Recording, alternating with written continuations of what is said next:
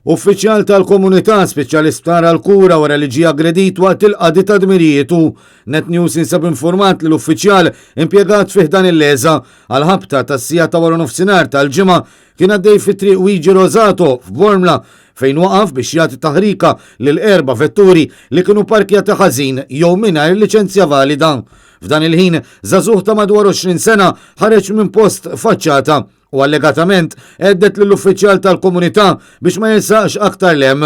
Appena l-uffiċjal spjegalu li kien qed jagħmel xogħlu, iż-żagħżugħ allegatament sabbatlu l-apparat mal-art, imbuttaħ, tefgħu mal-art u beda jtieħ bil-pon frażu. Kien grazzi għall-intervent ta' xi persuni li nsertaw kienu għaddejjin u semgħu l-karba għall-għajnuna li żagħżugħ inqala minn fuq l-uffiċjal u nżamm sakemm waslu l-pulizija. L-uffiċjal tal-komunità mar l-isptar biex isirulu xi testijiet partikolarment frasu. Hemm kien iċċertifikat li kawża tal-aggressjoni sofra concussion ħafifa u bħalissa jinsab taħt osservazzjoni.